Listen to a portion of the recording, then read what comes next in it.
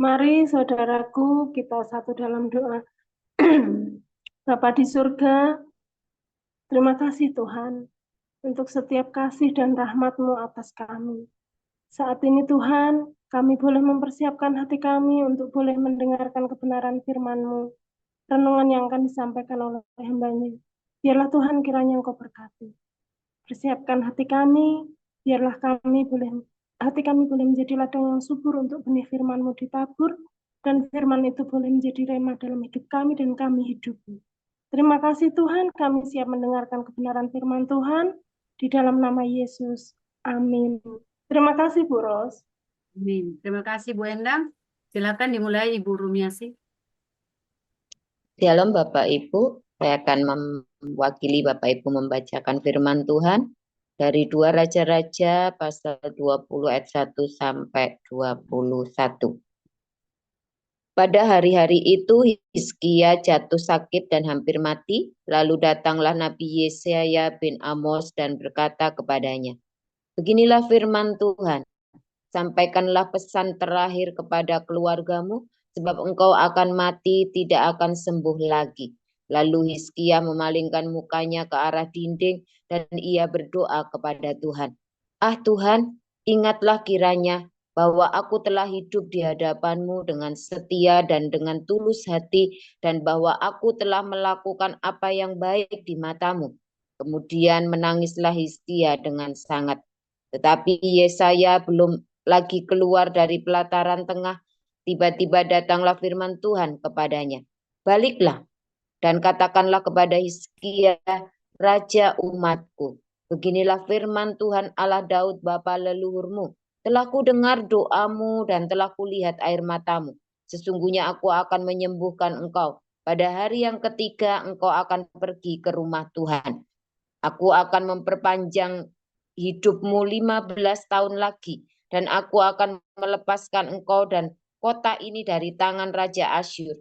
Aku akan memagari kota ini oleh karena aku dan oleh karena Daud hambaku." Kemudian berkatalah Yesaya, "Ambillah sebuah kue ara." Lalu orang mengambilnya dan ditaruh pada bara itu, maka sembuhlah ia.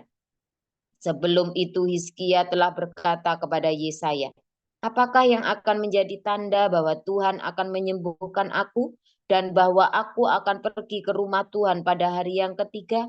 Yesaya menjawab, "Inilah yang akan menjadi tanda bagimu dari Tuhan, bahwa Tuhan akan melakukan apa yang telah dijanjikannya. Akan majukah bayang-bayang itu 10 tapak atau akan mundur 10 tapak?" Hizkia berkata, "Itu perkara ringan bagi bayang-bayang itu untuk memanjang 10 tapak. Sebaliknya, biarlah bayang-bayang itu mundur ke belakang 10 tapak." Lalu berserulah Nabi Yesaya kepada Tuhan. Maka dibuatnyalah bayang-bayang itu mundur ke belakang 10 tapak. Dan yang sudah dijalani bayang-bayang itu pada penunjuk matahari buatan Ahaz. Pada waktu itu Merodak Baladan bin Baladan Raja Babel menyuruh orang membawa surat dan pemberian kepada Hizkia, sebab telah didengarnya bahwa Hizkia sakit tadinya. Hizkia bersuka cita atas kedatangan mereka, lalu diperlihatkannya lah kepada mereka segenap gedung harta bendanya, emas dan perak, rempah-rempah dan minyak yang berharga, gedung persenjataannya dan segala yang terdapat dalam perbendaharaannya. Tidak ada barang yang tidak diperlihatkan Hizkia kepada mereka di istananya dan di seluruh daerah kekuasaannya. Kemudian datanglah Nabi Yesaya kepada Raja Hizkia dan bertanya kepadanya, "Apakah yang telah dikatakan orang-orang ini dan dari manakah mereka datang?" Jawab Hizkia, "Mereka datang dari negeri yang jauh dari Babel." Lalu ditanyanya lagi, "Apakah yang telah dilihat mereka di istanamu?" Jawab Hizkia, "Semua yang ada di istanaku telah mereka lihat. Tidak ada barang yang tidak kuperlihatkan kepada mereka di perbendaharaanku." Lalu Yesaya berkata kepada Hizkia, "Dengarkanlah firman Tuhan. Sesungguhnya suatu masa akan datang bahwa segala yang ada dalam istanamu dan yang disimpan oleh nenek moyangmu sampai hari ini akan diangkut ke Babel. Tidak ada barang yang akan ditinggalkan. Demikianlah firman Tuhan. Dan dari keturunanmu yang akan kau peroleh akan diambil orang untuk menjadi sida-sida di istana Raja Babel. Hizkia menjawab kepada Yesaya, sungguh baik firman Tuhan yang engkau ucapkan itu, tetapi pikirnya, asal ada damai dan keamanan seumur hidupku. Selebihnya dari riwayat Hizkia, segala kepahlawanannya dan bagaimana ia membuat kolam dan saluran air dan mengalirkan air ke dalam kota, bukanlah semuanya itu tertulis dalam kitab sejarah raja-raja Yehuda? Kemudian Hizkia mendapat perhentian bersama-sama dengan nenek moyangnya, maka Manasye anaknya menjadi raja menggantikan dia. Amin. Ya, bacaan berikutnya dari Yohanes 11 ayat 1 sampai dengan 57. Ada seorang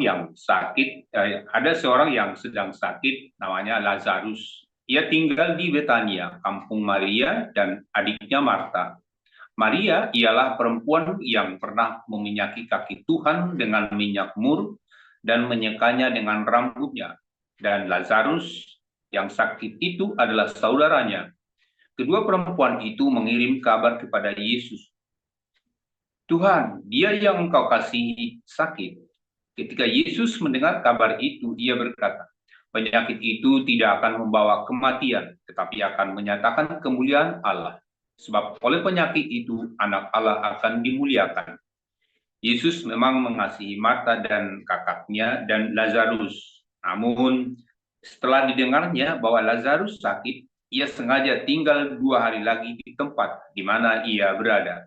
Tetapi sesudah itu ia berkata kepada murid-muridnya, mari kita kembali lagi ke Yudea. Murid-murid itu berkata kepadanya, Rabi, baru-baru ini orang-orang Yahudi mencoba melempari engkau, masih maukah engkau kembali ke sana? Jawab Yesus, bukankah ada 12 jam dalam satu hari?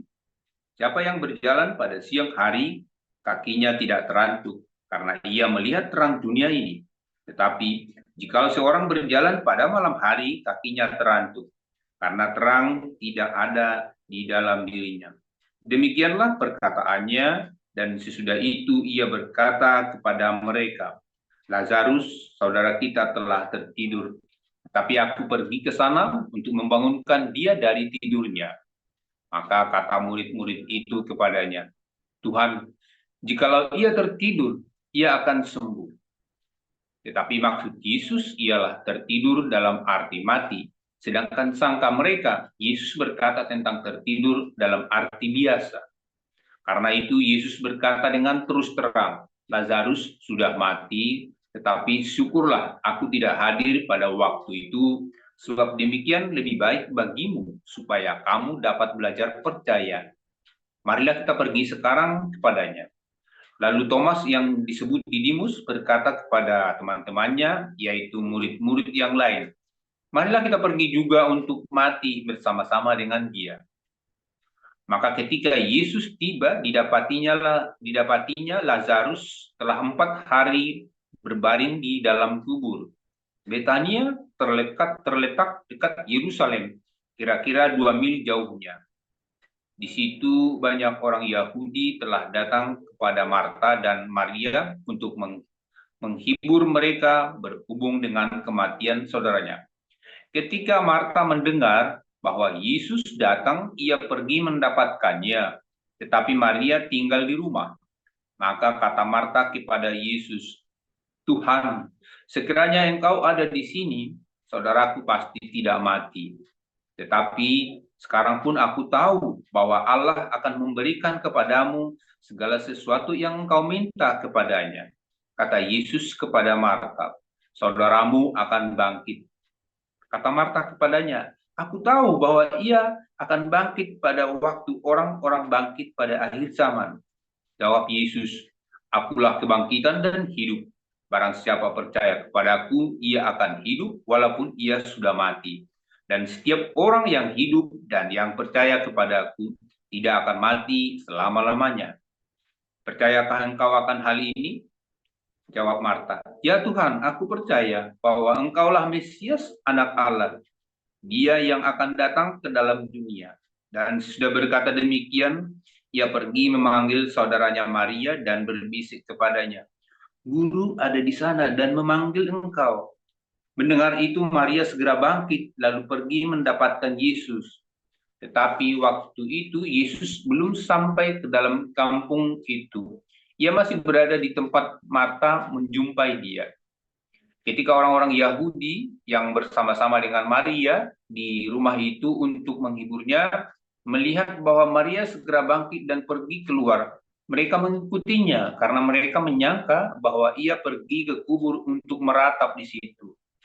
Setibanya Maria di tempat Yesus berada dan melihat dia, tersungkurlah ia di depan kakinya dan berkata kepadanya, "Tuhan, sekiranya engkau ada di sini, saudaraku pasti tidak mati."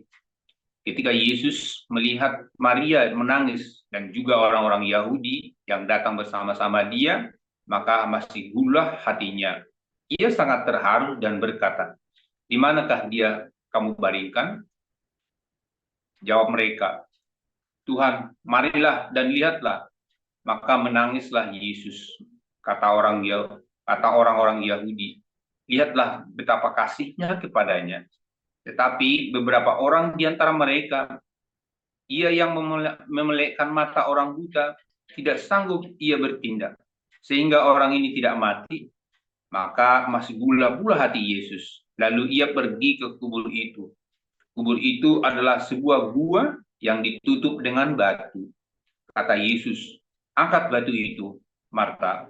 Saudara orang yang meninggal itu berkata kepadanya, "Tuhan, ia sudah berbau sebab sudah 4 hari ia mati."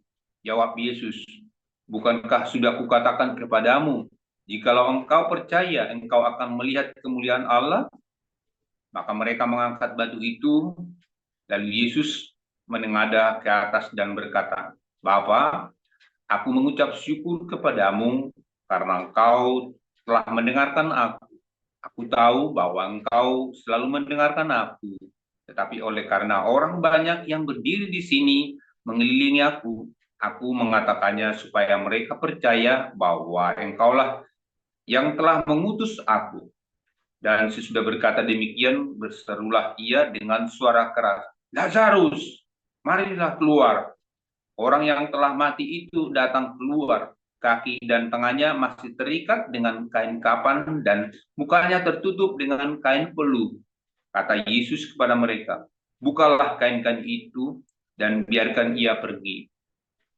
Banyak di antara orang-orang Yahudi yang datang melawat Maria dan yang menyaksikan sendiri apa yang telah dibuat Yesus percaya kepadanya. Tetapi ada yang pergi kepada orang-orang Farisi dan menceritakan kepada mereka apa yang telah dibuat Yesus itu.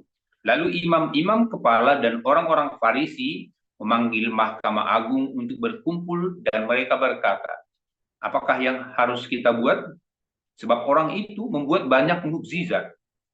Apabila kita biarkan dia, maka semua orang akan percaya kepadanya. Dan orang-orang Roma akan datang dan akan merampas tempat suci kita serta bangsa kita." Tetapi seorang di antara mereka, yaitu Kayafas, imam besar pada tahun itu, berkata kepada mereka, "Kamu tidak tahu apa-apa dan kamu tidak insaf bahwa lebih berguna bagimu jika satu orang mati untuk bangsa kita daripada seluruh bangsa kita ini binasa." Hal itu dikatakannya bukan dari dirinya sendiri, tetapi sebagai imam besar pada tahun itu ia bernubuat bahwa Yesus akan mati untuk bangsa itu, dan bukan untuk bangsa itu saja, tetapi juga untuk mengumpulkan dan mempersatukan anak-anak Allah yang tercerai-berai. Mulai dari hari itu, mereka sepakat untuk membunuh dia. Karena itu, Yesus tidak tampil lagi di muka umum di antara orang-orang Yahudi. Ia berangkat dari situ ke daerah dekat padang gurun, ke sebuah kota yang bernama Efraim, dan di situ ia tinggal bersama-sama murid-muridnya. Pada waktu itu, hari raya Paskah orang Yahudi sudah dekat, Dan banyak orang dari negeri itu berangkat ke Yerusalem untuk menyucikan diri sebelum Paskah itu. Mereka mencari Yesus dan sambil berdiri di dalam bait Allah, mereka berkata seorang kepada yang lain, "Bagaimana pendapatmu? Akan datang jugakah ia ke pesta?" Sementara itu, imam-imam kepala dan orang-orang Farisi telah memberikan perintah supaya setiap orang yang tahu di mana dia berada memberitahukannya agar mereka dapat menangkap dia. Demikianlah firman Allah. Ya, terima kasih kepada para lektor yang sudah membaca Alkitab pada pagi hari ini, Bu Rumiasi dan Pak Mulya Setanggang. Kita akan mendengarkan renungan firman Tuhan oleh Gembala kita Dr. Joseph Paul Jiang dengan judul Baginda Nabi mati diracun. Betul ya, Pastor? Silakan, Pastor Paul. Haleluya, firman Tuhan selalu baru setiap hari ketika kita menanti-nantikan Tuhan dengan pengharapan, dengan penuh cinta, dengan hati yang teguh. Jangan lupa berbuat baik. Jangan lupa selalu mengutamakan cinta ya, saudara ya.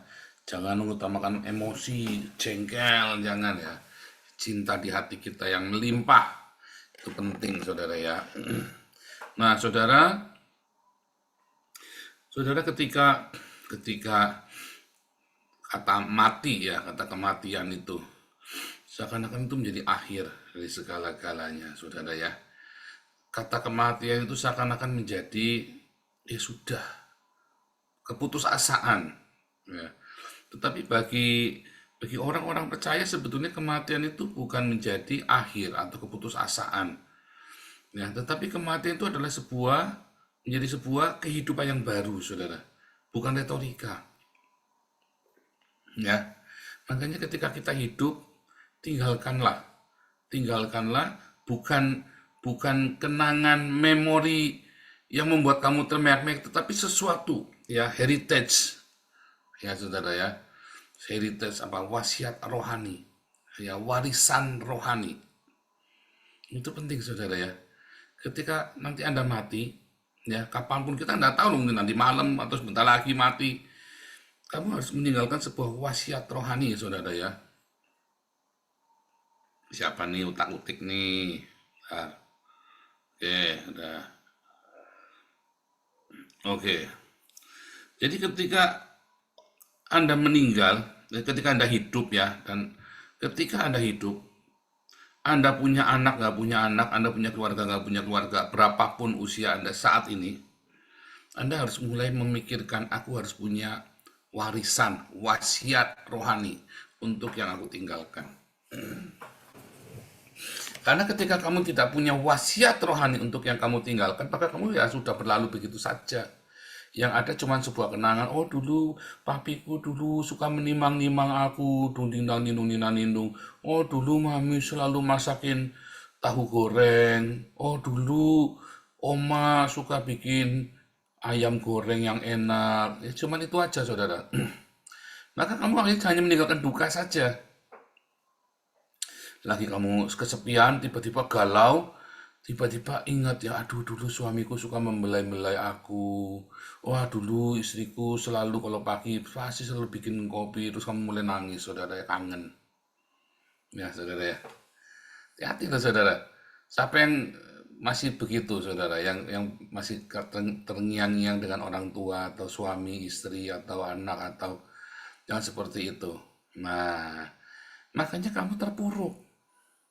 Ya, karena orang yang meninggalkanmu itu tidak meninggalkan warisan ilahi, tapi kenangan, baik kenangan buruk maupun kenangan indah, hanya meninggalkan kenangan saja. Saudara, kalau orang-orang yang ya para orang-orang besar ya, dalam tanda kutip ya, orang-orang yang visioner, dia selalu meninggalkan, kalau aku mati nanti, anakku harus tahu tentang ini. Buat dia kenangan bapaknya yang lucu, bapaknya yang galak, bapaknya yang ini nggak penting, saudara. Ada yang lebih penting. wasiat ini harus ketinggalkan. Entah itu buku yang dia harus belajar, kalau jago silat kan, saya nulis buku, anakku pelajarilah buku ini. Misalnya seperti itu. Nah, itu wasiat ilahi itu, saudara. Warisan warisan rohani itu. Bukan uang, ya, tapi ilmu silat yang paling mutakhir. Nanti ada musuh. Ayah, ada apa ayah? Kata ayah, jangan mati dulu, kamu belum selesai ngomong. Udah goyang-goyang. Berisik lu, emang belum selesai ngomong tadi. Lagi cekukan tahu nggak? Gitu, saudara ya. Ayahnya memang belum bangun lagi. Nah, diajarin saudara ya, bagaimana cara menggunakan buku itu ditulis ya saudara ya. Bukan sekedar buku, tapi buku supaya anak itu bisa melanjutkan kehidupannya, saudara. Ya, sebuah wasiat di mana anak itu nanti bisa melanjutkan kehidupannya. Ada sebagian orang berpikir, aku tak kasih harta yang melimpah. Aku mau kasih. Itu juga termasuk warisan ilahi, saudara, dari orang tua. Tapi kan warisan ilahi yang paling rapuh, ya kan? Yang cilaka, saudara ya, orang tua mewarisi utang. Aduh, cuma mau meninggal utangnya di warung jebrak, saudara, dari Sabang sampai Merauke semua warung ada utangnya, saudara. Utang rokok, utang beras, utang macam-macam, saudara ya. Dari ujung sampai ujung utangnya jebrak ya, mumet, saudara. Ada lagi yang mau meninggal, itu juga warisan ilahi, hanya itu rapuh. Ya, warisan harta itu rapuh. Ada yang lagi meninggalkan sebuah buku, ya misalnya kayak saya ini buku 9 buku menggugat Alkitab misalnya, saudara ya. Tapi itu juga nggak ini, bukan itu ya. Bukan hal yang utama. Ada lagi yang meninggalkan, kalau Muhammad itu kan meninggalkan Al-Quran, saudara. Ceritanya kalau Muhammad itu benar-benar ada. Ya, tetapi kan ngeri kalau menghasilkan apa? Memberikan warisan untuk supaya dunia saling membunuh. Itu kan contoh, itu kan warisan ilahi juga. Ilahinya dia, maksudnya ya. Warisan ilahi itu bukan selalu Tuhan Yesus, bukan, saudara ya, warisan itu. Tapi ada sesuatu yang diwariskan ke anakmu, satu bekal. Nah, apa yang kalau sekarang ini mati, Anda pernah kepikir nggak, aku mau mewariskan apa bagi dunia ini? Bagi anakku, bagi keluargaku, bagi dunia ini, apa yang kamu wariskan? Kalau kamu tidak meninggalkan sesuatu, ya kamu cuma sudah selesai hidupmu, sudah tamat. Hanya kegelapan saja sudah selesai. Kalau kamu meninggalkan sesuatu, ya, karya-karya yang indah, ya orang hanya menikmati karya-karya yang indah saja, hanya abadi di zaman itu.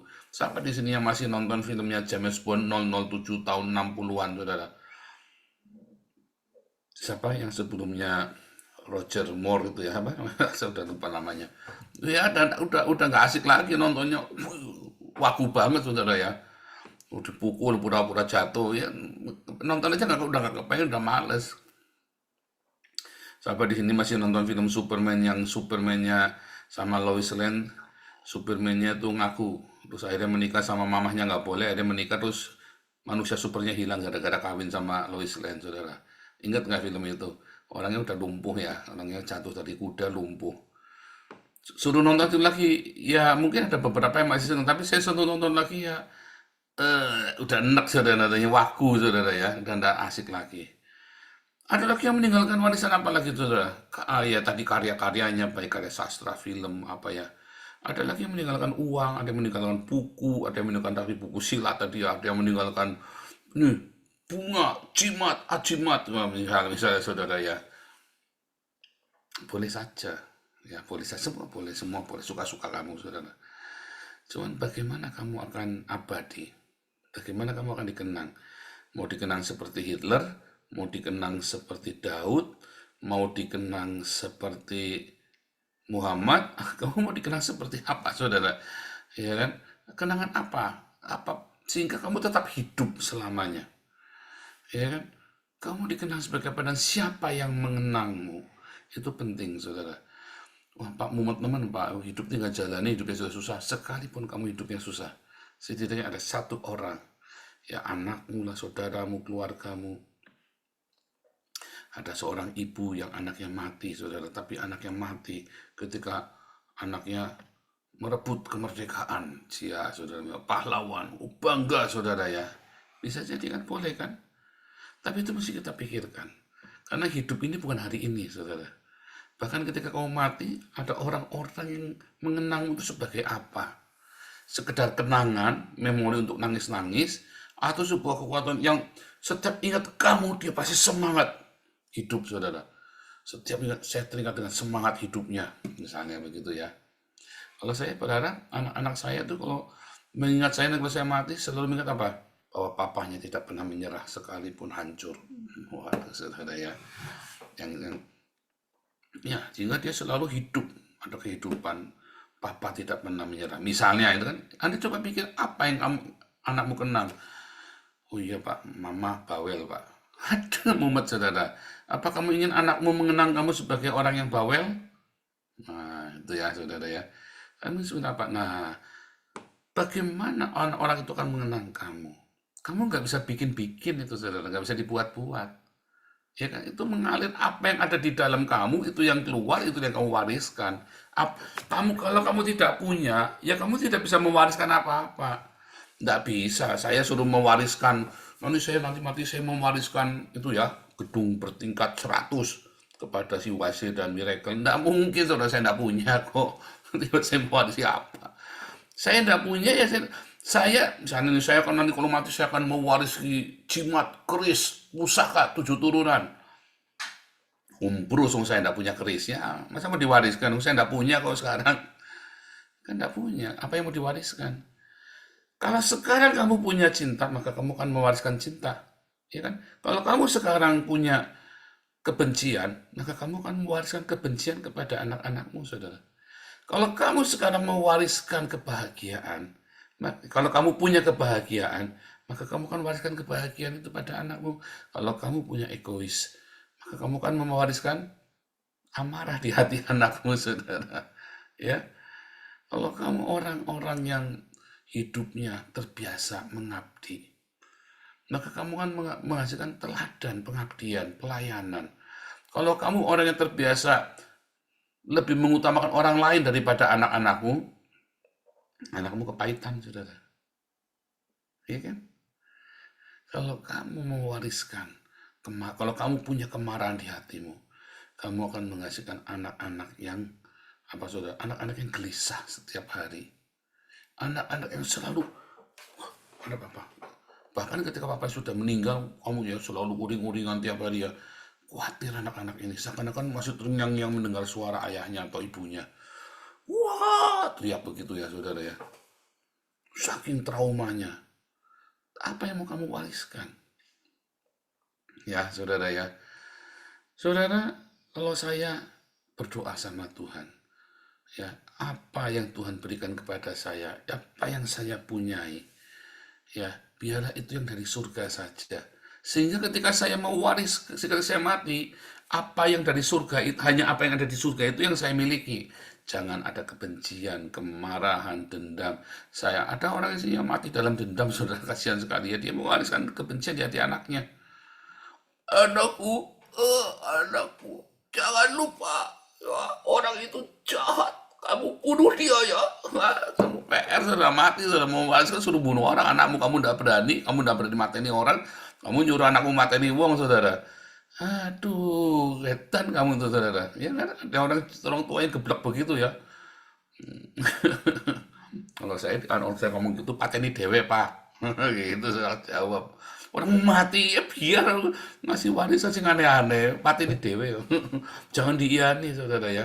Mas jadi tidak benar.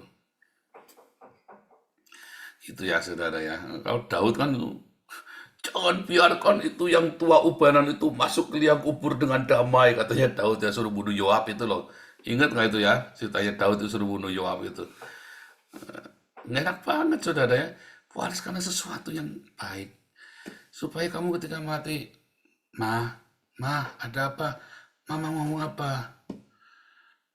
Ya, anakku, tetap cinta sama Tuhan Yesus ya.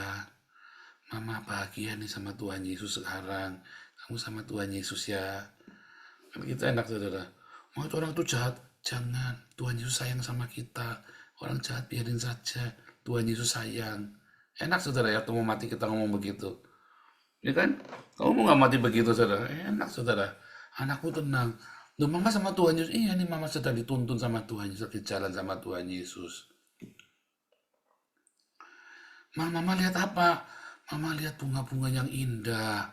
Mama lihat ada terang di sana. Anakku tenang nggak saudara? Kamu nggak mungkin di akhir hayatmu bisa ngomong begitu kalau kamu tidak punya dari sini, nggak siap saudara. Ya, nah aku ngeliat terang. Kok Tuhan Yesus ganteng ya nak ya. Kok Tuhan Yesus menjemput papa ini nak. Lihat nih. Ah gitu saudara. Loh Pak, lihat Tuhan Yesus, iya. Anakku udah nangis. Wah papa jangan tinggalkan. Enggak kan saudara.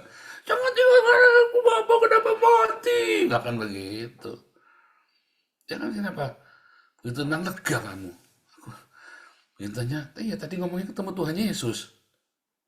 Maka suasana duka itu menjadi sukacita saudara. Dan itu nggak bisa dibuat-buat, tuh lagi mau mati kok.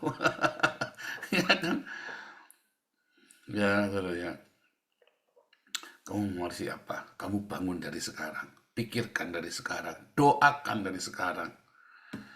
Ya kan? Jangan sampai nanti warisinya, nak, aku ngeliat genderuwo nak. Wih, cari arep-arep kowe nak. Itu genderuwo mau datang ke tempat kamu nak. Waduh, kamu edan saudara. warisi genderuwo saudara. Gara-gara kamu suka pesugihan kan. Jangan kamu. Aduh, kamu warisi yang surga, yang indah, yang penuh cinta, yang penuh dengan kebahagiaan ya saudara ya. Persiapkan dari sekarang. Sehingga apapun yang keluar dari mulutmu itu segala semua warisan-warisan yang baik. Apapun, saya nggak tahu saudara. Persiapan dari sekarang, kamu menulis buku tentang cinta perjalananmu dengan Tuhan. Kamu mengalami semuanya. Ya saudara ya. Kamu mau mewarisi apa buat anak-anakmu? Ingat-ingat ya saudara ya. Dipraktekin. Ya. Dipraktekin, dilakukan. Selalu ya, didoakan tiap malam. Tuhan, aku pengen mewariskan sesuatu yang indah bagi dunia ini. Ya kan? Dunia, paling tidak duniamu. Ya, nah kalau saya kan sudah internasional ya, tentu saya mewarisi bagi dunia. Ya, saya pengen kayak Pak Paulnya nggak bisa, itu kan kapasitas. Tapi mau kapasitasnya besar, kecil, upahnya tetap sama. Saya memenangkan ratusan banyak jiwa. Anda yang ada di dalam timnya kita, ya ikut upahnya saya, ya upahnya kamu, saudara. Aneh ya, itu paradoks firman Tuhan. Kita ini kan go internasional, bisa membaptis banyak orang penginjilan.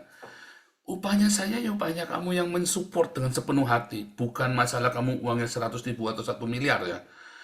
Tetapi hatimu yang all out itu loh, ya. Tentu saja proporsional dia dalam hatimu. Bukan masalah value angka, tapi kualitinya saudara yang kamu berikan. Maka upah yang saya terima akan jadi milikmu. Sama, upahnya sama kata Tuhan Yesus. Kapasitas saya besar karena kan ada yang dipanggil, dipilih. Ya kan? Jadi ketika Anda juga bergabung dalam komunitas kita, ketika saya mewariskan sesuatu, ya Anda bersama-sama dengan saya mewariskan itu juga bagi dunia ini, saudara ya. Ya, saya duduk bersama dengan ayahmu, Wesley, memberitakan Injil. Sekarang ayahmu sudah meninggal. Ya kan, kayak si Kaleb itu kan. Dulu aku 40, sekarang aku 80, tetapi aku tetap, hidupku tetap jaga sama Tuhan. Menyertai Tuhan, mengiringi Tuhan. Aku tahu Musa, aku tahu Yosua. Ya kan, aku ada di sana ketika orang-orang ini melakukan sesuatu dan aku mendapat upah yang sama. Kan begitu saudara, ya kan? Pula semua ini ya kan meninggal. Nah, mama sudah memberikan yang terbaik bagi Tuhan bersama dengan Joseph Paulusan. Ya kan? Wah, itu bangsa-bangsa dimenangkan. Aku ada di situ, ada di Zoom-nya. Joseph Paulusan ikut berdoa, mendoakan Joseph Paulusan dan pelayanan di Den Haag. Upahnya sama, saudara. Ya, saudara ya. Anakmu mengenang, oh iya mama dulu suka rajin ikut Zoom-nya Joseph Paulusan. Lalu tiba-tiba revival di Belanda ya, kita kasih makan gila-gilaan ya. Upahnya sama, saudara. Tuhan Yesus memberkati.